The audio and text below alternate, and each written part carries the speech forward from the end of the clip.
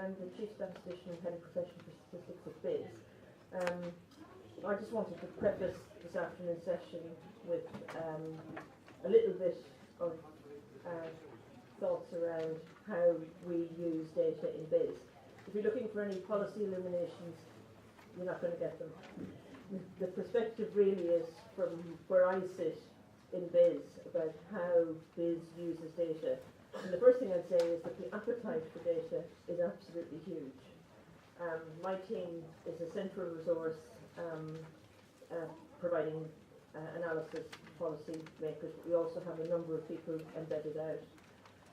And you've heard a little bit this morning about how we use data in terms of sort of business demography and sectoral analysis.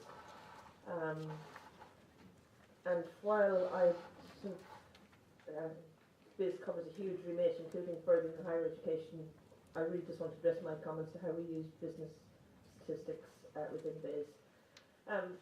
If you look at, we have a BIS poster over here, and it says working together for growth, and obviously the key data that we use is the GDP figures. And while they're very timely, obviously the discussion around how accurate they are over the last few months has captured a lot of attention within the department. And our key interest is about understanding what's going on. How do you square the productivity puzzle or the conundrum with employment, self-employment, productivity? And obviously different perspectives and explanations, but I don't think people feel that there's still a satisfactory resolution of that conundrum. And obviously, with hindsight, in 15 years' time, we'll be writing about the recessions of the 2008, 2012, with a different lens on it. But when we're in the middle of sort of a very fast-moving agenda, having timely data that people have real confidence in is really important. And obviously, because we want to have timely data, part of the BIS response to that has been the development of the English Business Survey, which is about gathering early intelligence as a monthly survey on business sentiment and business confidence. So I think that in one of the rooms you'll find the reporting tool that has been developed for that survey. I think it's a year old this month. November was, I believe, the first month. Is that right? Yeah. So we've now got the first 12 months data and quarterly results on that. So what are the statistical needs of BIS as users of data? And I think, apart from GDP, which is the top one, there are two other top demands that we have, and they are around spatial analysis and about sectoral analysis. Be able to drill down, whether it's by region, by LEP, by LA, by sector within region, and I know that there are many local authorities here, and this came up earlier this morning, but that need to have good spatial disaggregation and sectoral disaggregation is really, really important. The other top requirement for us is about really understanding trade data.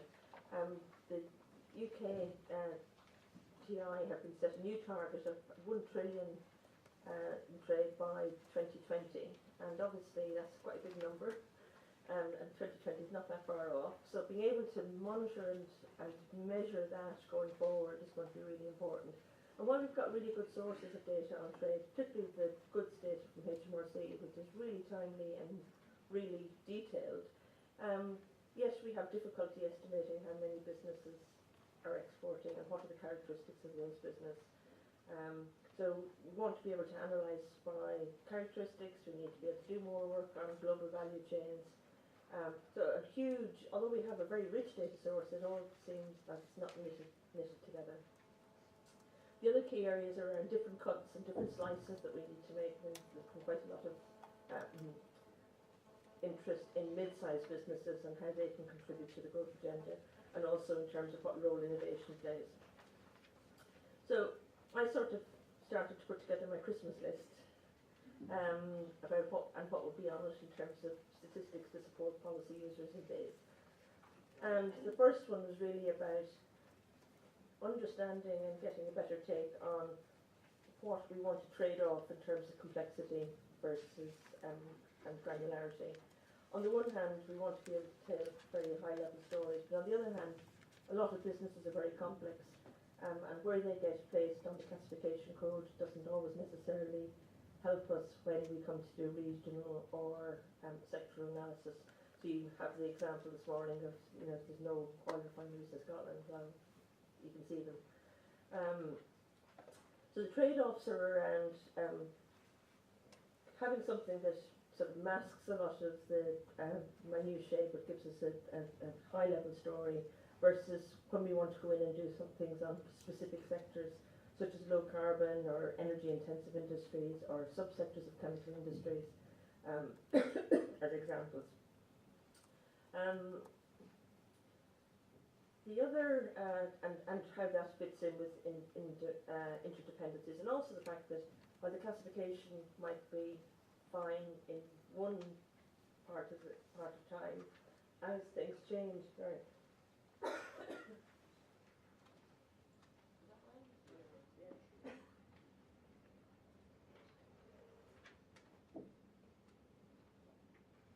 As sort of the structure of businesses change and new technologies come into play, then suddenly you're interested in something that was tiny but now is growing, and you want to measure that. The other thing we need to be able to do is to be able to see the full picture. And sometimes it feels like we're looking in the windows of a building and we can see lots of different sort of perspectives on it. But what we actually want to do is be able to get into a room and then bring stuff from another room and put it all together.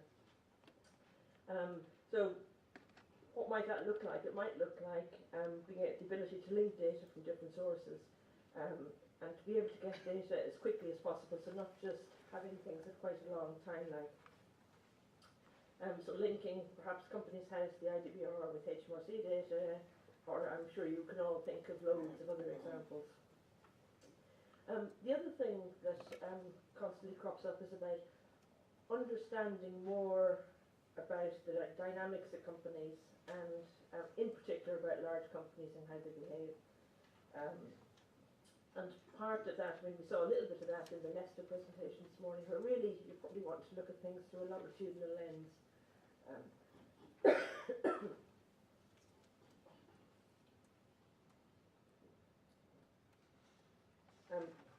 So where you're trying to take a longer term view about how companies change, grow, morph into new sectors or subcategories.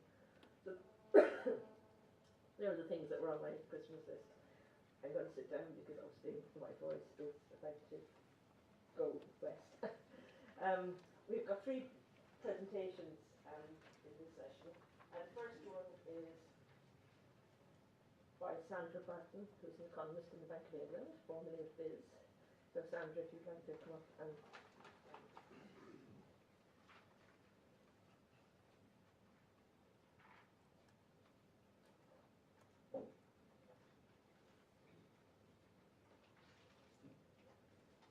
So I would like to thank very much the organisers of the conference to give me the opportunity to present some of the work that we've been doing at the bank. Before I go any further, let me make very clear that the views I'm about to talk about are entirely mine and they're not Bank of England. I will be talking about the work on productivity we've been doing using business statistics. I'm very thankful to the ONS for making these data sets available to us, and especially for the excellent support that we have received from the staff at the Virtual Microdata Lab. Of course, the fact that the ONS gives us access to their statistics doesn't mean that they endorse what we do with it, so any mistakes, any inaccuracies are entirely mine. So what I would like to do is to give you a flavour of the type of analysis that we do at the bank using business statistics. So a lot of this work is still very much in progress. We have a number of projects at the bank. I'm going to talk about mostly about the project I am involved directly in, which discusses, I will focus on 2 areas, discuss how tangible and intangible investment affect productivity, labour productivity, by which I mean the ratio of output to employment in this case, or value added to employment.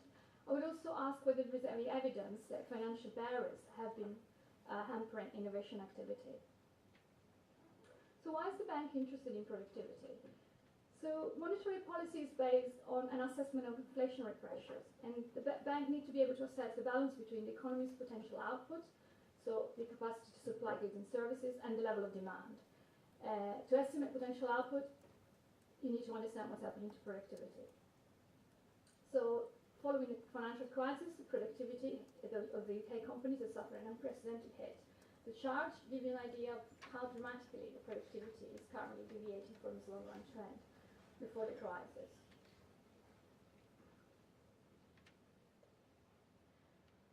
So this chart shows output per head relative to the pre-crisis level and compares across the current and previous recessions. And the difference is quite marked. It's not just that productivity is lower in the current recession, it's also persistently weak. So what happens usually in recessions is that as output falls, companies shed labor and therefore productivity recovers quite quickly. But this hasn't happened in this recession. While output has fallen dramatically, employment has been surprisingly resilient. So this has led to a large fall in productivity, and what people now started calling the productivity puzzle. So many economists looked into it. There was a recent ONS conference for discussing possible causes. There seemed to be an agreement that there's likely to be many different causes, not just one. So let me step back for a moment and have a look at the economic theory and evidence on the causes of productivity growth. So there is a huge literature which mainly decomposes the changes in productivity between internal and external restructuring. So sources of internal restructuring, which are changes in productivity within existing firms, are typically attributed to change in managerial practices, the quality of inputs, intangible investment learned by doing, differences in firm structure, or the impact of competition and regulation on the firm. External restructuring is linked to changes in productivity that are due to firms' dynamics. So new firms entering or firms exiting, or changes in market share between existing companies. So I'm going to focus on physical capital and intangible investment. This other work at the bank is looking at firms' dynamics as well, but I want to discuss that. So again, you can think of two main channels by which innovation could be affecting productivity. Internal, so for example, process innovation, the introduction of new or improved productive processes, which increase efficiency, or by product innovation, so new goods and services that therefore increase demand and reduce costs. But innovative firms are also a lot more likely to grow faster, and therefore they're likely to displace existing firms, so there's also a dynamic effect. I will focus mainly on process innovation. I'm interested in how innovation interacts with physical capital investment. So innovation is what people normally call intangible investment, as opposed to physical investment, which is tangible. Again, the literature on the effect of innovation on productivity are huge. So ICT is in between tangible and intangible. It has a tangible aspect, which is the hardware, and an intangible, which is the software.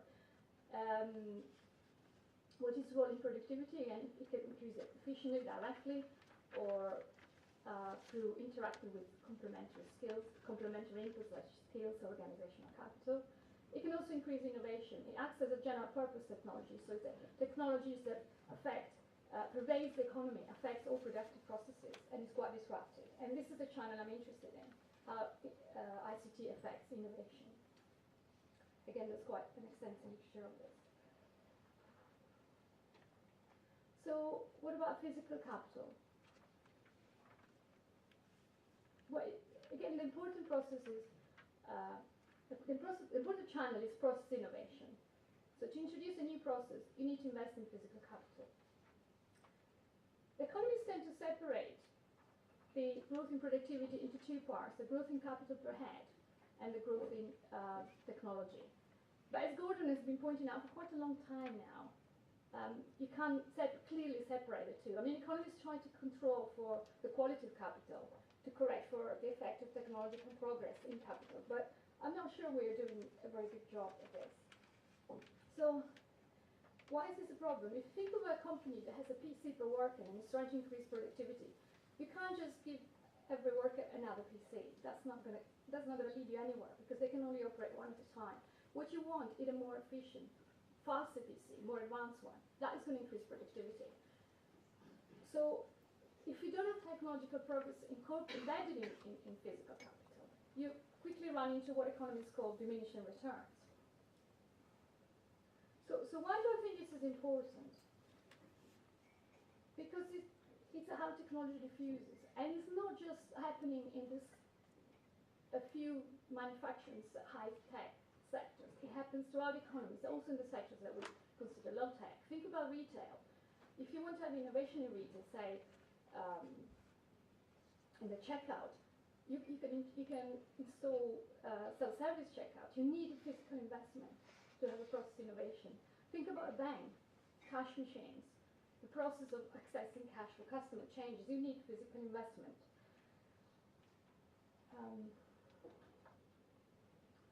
So I've been looking at process innovation, and I'm going to describe quickly the data I've been using.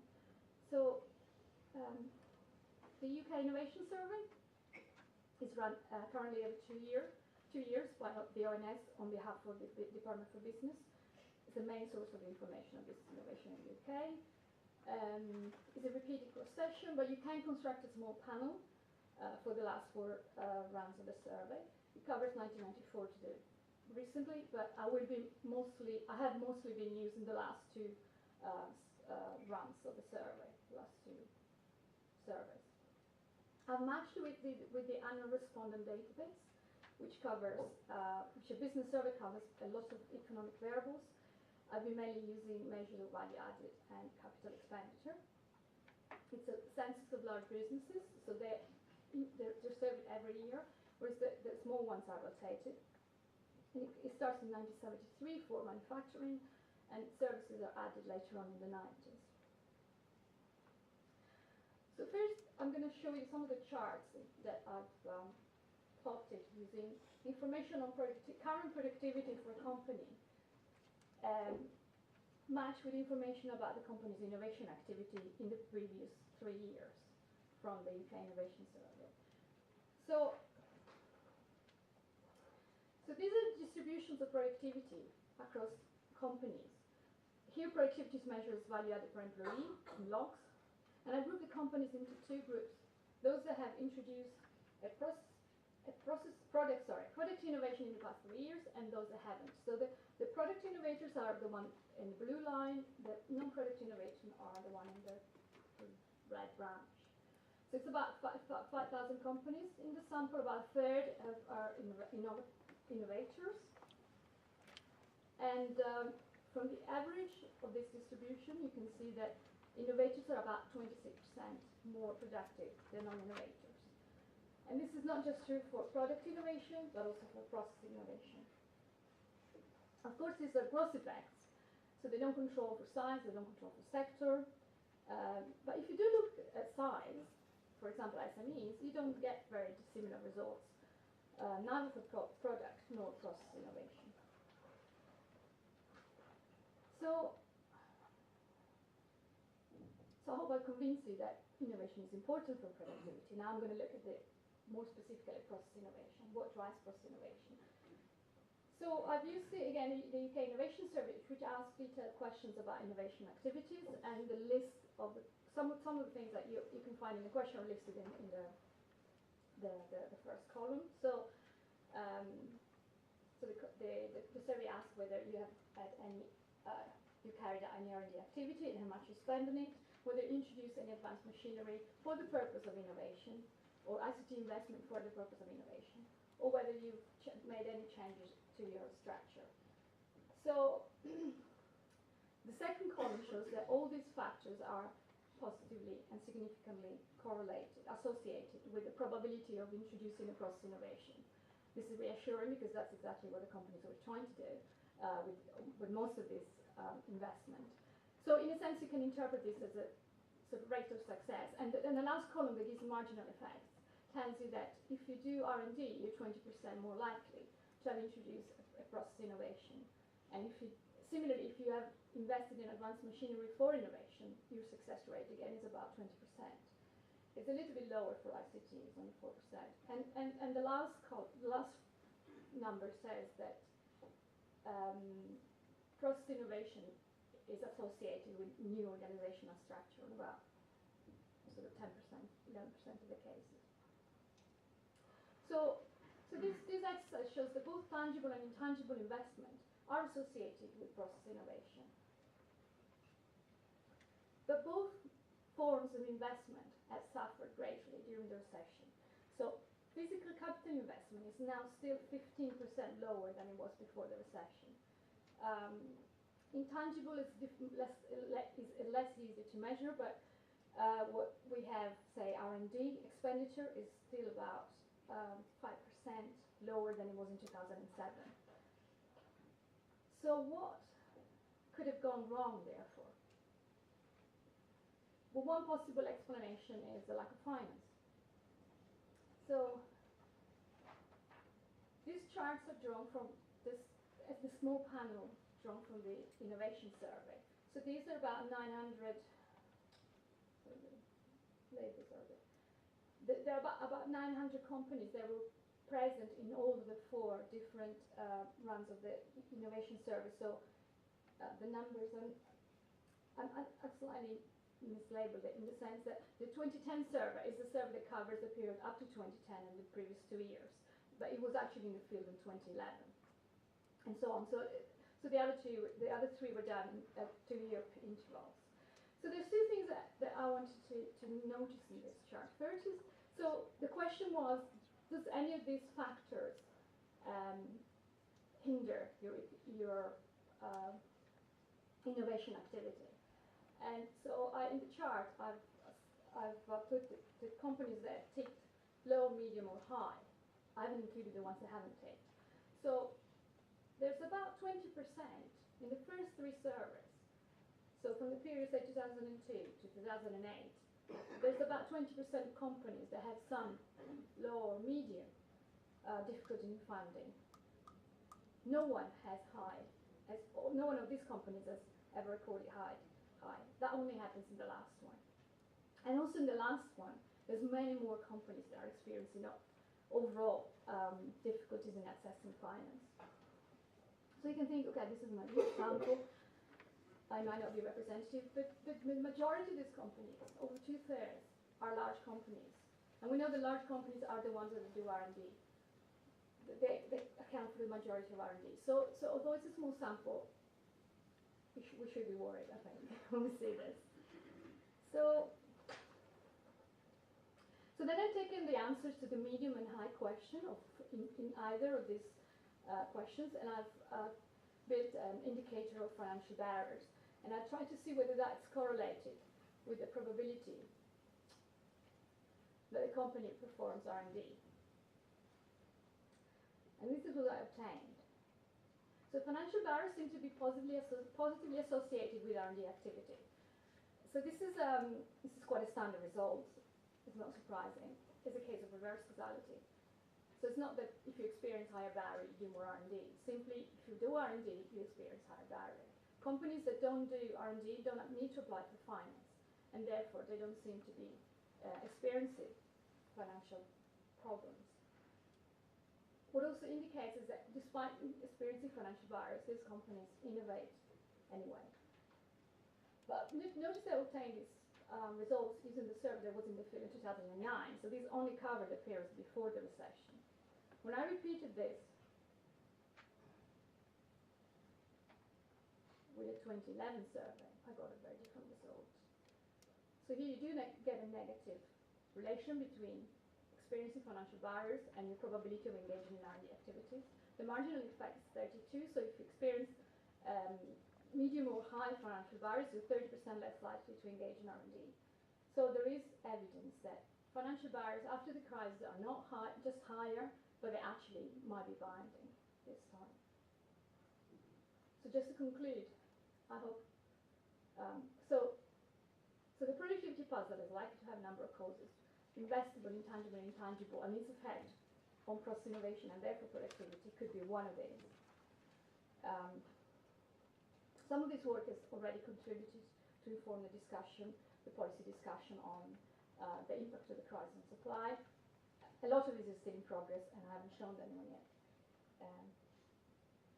But what matters is that for us, having access to business statistics is a vital source of information and insight into the corporate sector, and especially a way of understanding how the channels through which macroeconomic shocks might be transmitted to the corporate sector.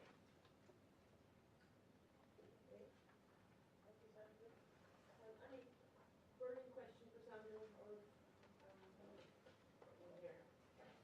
A very quick question. What was the level of equipment leasing in that 5,000 companies? Leasing. Equipment leasing, yes. I wouldn't, Instead of capex. yeah, I wouldn't be able to answer that question. I'll have to go back. I'm not even sure I would be able to measure that on the survey. But no, that's an interesting question though. You mean how it's changed? Whether it has changed before and after the recession? Well, an awful lot of people now are not buying leasing. Sure, that's very interesting. Leasing equipment rather than making the outright investment. That's going to cost after analysis significantly. Okay, The whole point of leasing is it comes completely with finance. sure. No, that's a very good point. Yeah, something I'll be looking into. That was a senior required for you to follow up on. Our next paper is from the Greater London Authority. We've got Brian Smith and